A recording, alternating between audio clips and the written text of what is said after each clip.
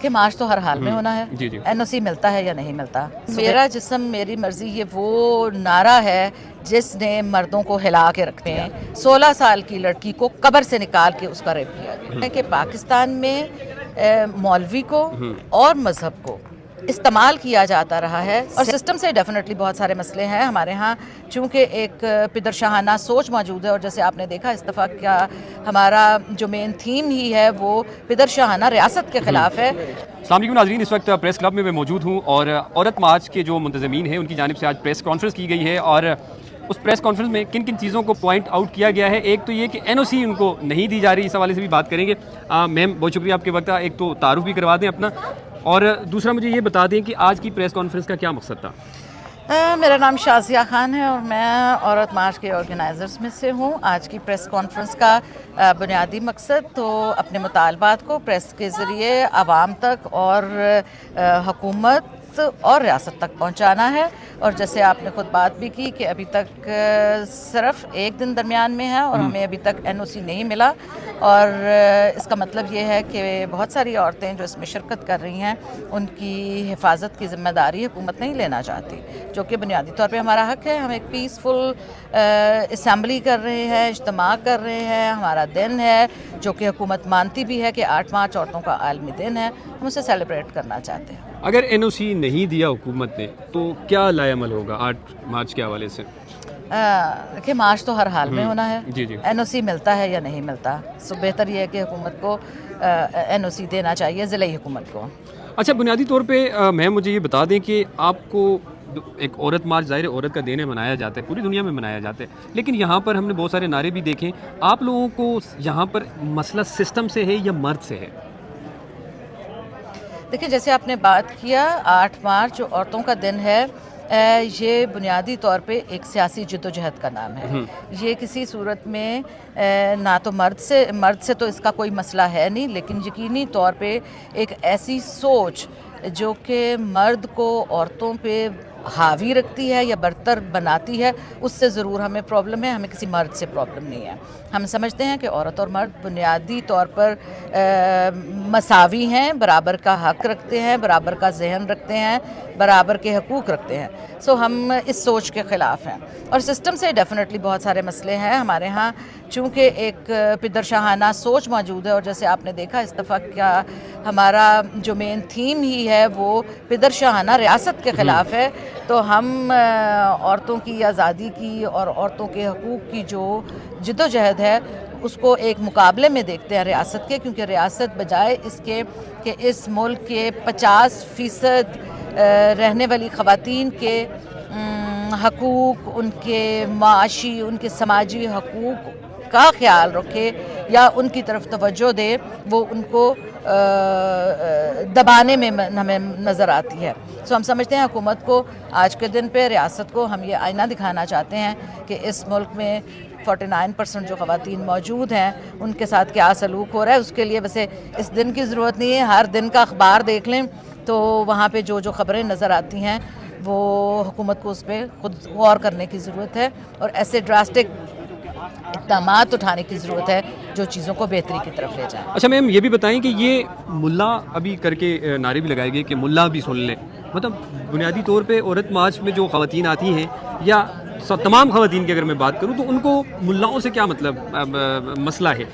بہت سارے لوگ نا اس بات کو سمجھ نہیں پائیں گے. اگر آپ اس کو تھوڑی سی وضاحت کر دیں کہ یہ اس طرح کا نعرہ کیوں لگایا گیا؟ اس لیے کہ ہم یہ دیکھتے ہیں کہ پاکستان میں مولوی کو اور مذہب کو استعمال کیا جاتا رہا ہے سیاست کو آگے پیچھے چیزیں کرنے کے لیے. پاکستان میں جو کچھ ایون اب تو آپ کے آرمی چیف نے پچھلے اس چیز کا اعتراف کیا کہ ہم نے افغانستان میں جو ساری یہ جہاد اور مجاہدین والا سلسلہ کیا تو وہ ایک اور سپر پاور کے ساتھ کھڑے ہوئے اور ایک دوسری سپر پاور کو نیچا دکھانے کے لیے انہوں نے یہ کیا. سو ہم اس طرح کے مولویوں کو جو پیسے اور ڈالروں کے پیچھے بک جائیں اور اپنا ایمان بیچ دیں، ان کو ہم نہیں سمجھتے کہ وہ ہمارے لیے فیصلے کر سکتے ہیں. ہم بحیثیت انسان اپنے فیصلے خود کر سکتے ہیں اور مولوی سے ہمیں مسئلہ ہے، ہمیں اسلام سے کوئی مسئلہ نہیں ہے. آج کے مولوی سے مسئلہ ہے، آج کے اس مولوی سے جو پیسوں کے پیچھے فتوے دیتا ہے, نہ کہ اس عالم دین بالکل, سے بالکل. جو کہ عورتوں کی جو بھی ہسٹری ہے ہماری اسلام کی, جس میں عورتوں کو تمام تر حقوق پیسے دیے لے گئے کے کوئی بھی ایسا مولوی جو فتوے دیتا ہے اس سے نہ صرف ہمارے ملک کی خواتین کو مسئلہ ہے, ایشو ہے, بلکہ ہمیں بھی ہے. مجھے آخر میں یہ بتا دیں کہ یہ جو میرا جسم میری مرضی جو ایک نعرہ ہے, اس کو لوگ شاید صحیح طریقے سے سمجھ نہیں پا رہے, یا آپ لوگ صحیح بتا نہیں پا رہے, اس کی وضاحت کر دیں. اس کا کیا مطلب ہے کہ میرا جسم میری مرضی؟ دیکھیں, میرا جسم میری مرضی یہ وہ نعرہ ہے جس نے مردوں کو ہلا کے رکھ دیا, اور مولویوں کو بھی, اور تنگ نظر انسانوں کو بھی. لیکن کیسے آپ جسٹیفائی کر سکتے ہیں کہ کل کی تاریخ میں 16 سال کی لڑکی کو قبر سے نکال کے اس کا ریپ کیا گیا؟ کیسے 3 سال کی بچیاں, 5 سال کی بچیاں, یا مدرسوں میں جانے والے لڑکے بھی جو ہیں ان کے جسم ان کے اپنے اختیار میں نہیں ہیں, اور ان پہ, اور صرف یہ بچیوں کی بات نہیں, اس میں آپ جوان عورتوں کو دیکھ لیں, بوڑھی عورتوں کو دیکھ لیں, مرنے والی لڑکیوں کو دیکھ لیں. عورت کا جسم صرف ایک جنس اور سیکس کا آبجیکٹ نہیں ہے, وہ ایک انسان ہے, اور ان کا اپنا حق ہے اپنے جسم پہ کہ وہ کب شادی کرنا چاہتی ہیں. لائک چھوٹی چھوٹی بچیوں کی شادیاں ہوتی ہیں, تو یہ ان کا حق ہونا چاہیے کہ وہ خود فیصلہ کریں کہ کب وہ 18 سال 20 سال یا تعلیم مکمل کرنے کے بعد شادی کرنا چاہتی ہیں.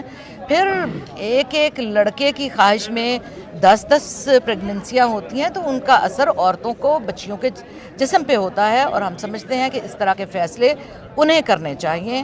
جس کا جسم ہے وہ یہ بہتر فیصلہ کر سکتا ہے کہ اس نے کتنے بچے پیدا کرنے ہیں اور کس عمر میں شادی کرنی ہے.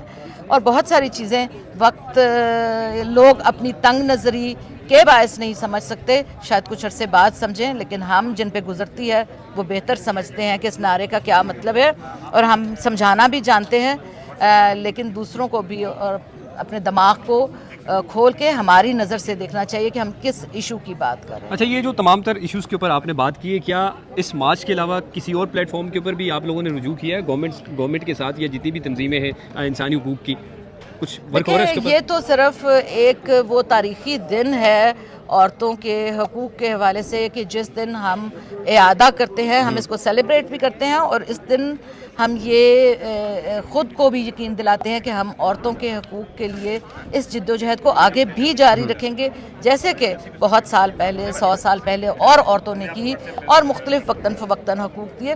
لیکن یہ کہنا کہ ہم باقی پلیٹ فارمز پہ کام نہیں کرتے یا سال میں یہ ایک دن مناتے ہیں, یہ مناسب نہیں ہے, کیونکہ ہم دیگر آرگنائزیشن کے ساتھ, انسانی حقوق کی آرگنائزیشنز کے ساتھ, پارلیمنٹ کی خواتین کے ساتھ, اور وزراء کے ساتھ, اور جن کے پاس کوئی اسپیشل عورتوں کی جیسے منسٹری ہے یا کوکسز بنے ہوتے ہیں جہاں پہ قانون سازی ہونی ہے, ہم ان کے ساتھ انگیج کرتے ہیں اور ان کے ساتھ کام کرتے ہیں, تاکہ انہی ایشوز کے حوالے سے جب قانون سازی ہو تو ہم اپنا نقطہ نظر ان کے سامنے رکھ سکیں, اور وہ زیادہ انفارمڈ طریقے سے قانون سازی کر سکیں. عورت مارچ کے جو منتظمین ہیں ان کا یہ کہنا ہے کہ 8 مارچ کو حکومت نے اگر NOC نہیں دیا, مارچ پھر بھی ہوگا. فیڈ بیک ضرور دیجیے گا. خدا حافظ.